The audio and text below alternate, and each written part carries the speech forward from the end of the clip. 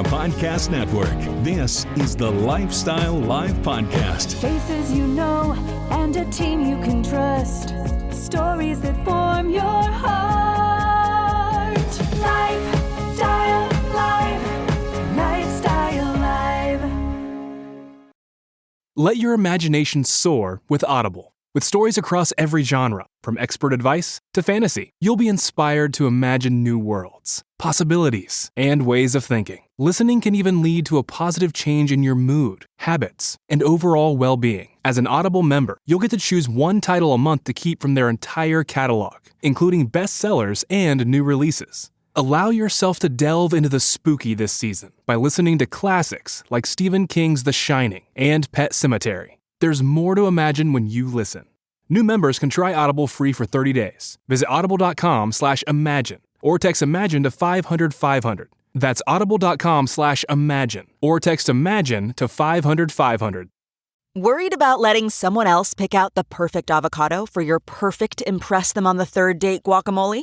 Well, good thing Instacart shoppers are as picky as you are. They find ripe avocados like it's their guac on the line. They are milk expiration date detectives. They bag eggs like the 12 precious pieces of cargo they are. So let Instacart shoppers overthink your groceries so that you can overthink what you'll wear on that third date. Download the Instacart app today to get free delivery on your first 3 orders, while supplies last. Minimum $10 per order. Additional terms apply.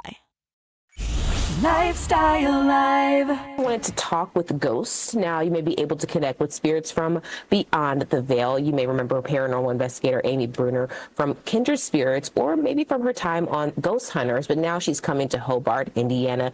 Welcome to the show, Amy. How are you doing today? I am great. Thank you for having me. Look, I'm looking behind you, trying to see if you're just here by yourself or not. I don't know if you brought any of your ghosts. I do live in a 300-year-old house, so you never know what's going to happen. Amy, you have years, decades, 20 years of investigating these types of paranormal activity kind of things. How do you get into this? Because someone says, what do you do for work? And you tell them this. How does that even get started? I usually lie when people ask me what I do for a living, but no, I lived in a haunted house when I was a kid. And so it just piqued this interest in me that never went away. So even like when I was, when I grew to adulthood, I was a project manager for a time, but still on like the weekends and in the evenings, I was crawling in, old haunted places looking for ghosts. Speaking of, you have gone to some of our country's most haunted locations, places people wouldn't even consider driving down the street, let alone actually going inside. How do you find these places, and like what draws you to them? Do you hear them calling your name, or they're like, Amy, Amy? Honestly, kind of. So I'll hear about these locations and I just want to go see I want to go see for myself. If it's a place that I can enter publicly. Obviously, I'm not going to trespass or anything. Not to say I did not do a little bit of that in high school, but I do seek them out. But honestly, most of these locations come to me. They ask me to come investigate, try to find answers for them, try to find solutions not just for the living, but for the dead as well. And I love it. It's been a very interesting ride. Okay, so we want to make this clear. How do you actually talk to a ghost? You're like, we've all had like a thing happen where something like just randomly falls or something happens. We've all been like, is anybody else there? Like, no one said anything back to me when I did it, but how do you communicate with them? Well, I am not psychic, unfortunately, because my job would be a lot easier if I was. And so I use a lot of different types of equipment. I like to use digital voice recorders where I go in and I'll ask questions and hope for responses. I'll get EVPs back. An EVP is electronic voice phenomena. So the idea is that I'll ask a question in a room and then listen to that recording back and I'll hear a voice answering me, even though I might not have heard it in the moment. And so I have quite a collection of those. It's very interesting. That's my favorite type of evidence, but that's the main way.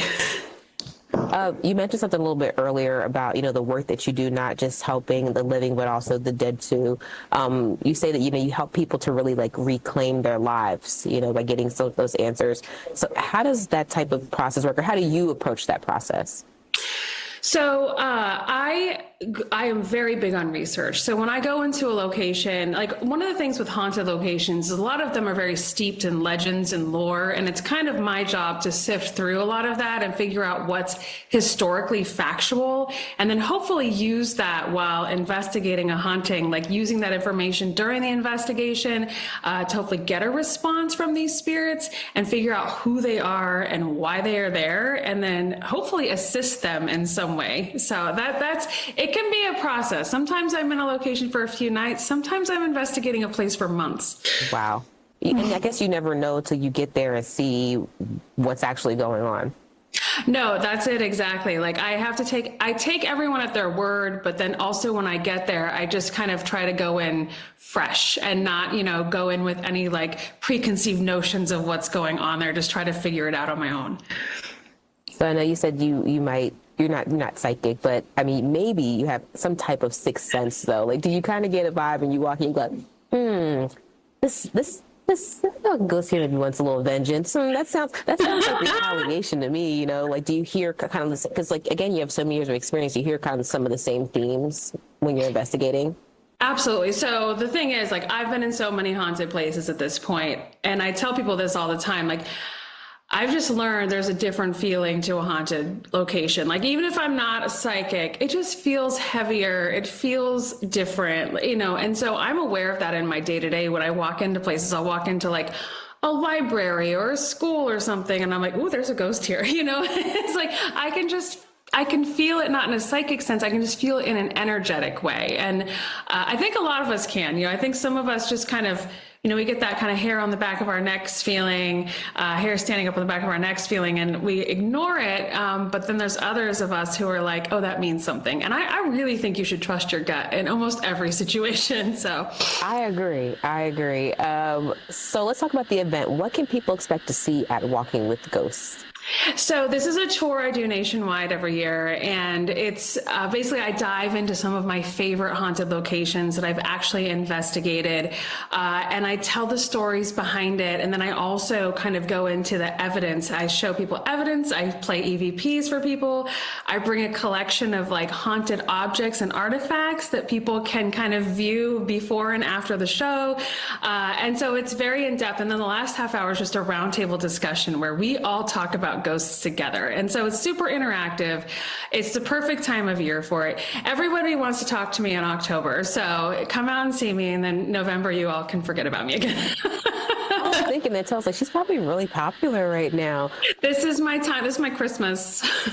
But, what you said, like everyone coming together. So, going on this walk, you can find community, because imagine just like being around, I'm at work right now and I say, hey guys, I believe in ghosts. There's like 3 people going to look at me like, but that's your vibe. And so that's your tribe. If you come out to the event, the Walking Ghosts. That's exactly it. It's one of those things where I bring that up a lot, where I'm like, you guys are all like-minded. We all believe in ghosts together. This is the time of year we can all come together and like raise that energy and look at some spooky objects and some fun, evidence, and not feel super weird about it. Although I do this every day, so never ends for me.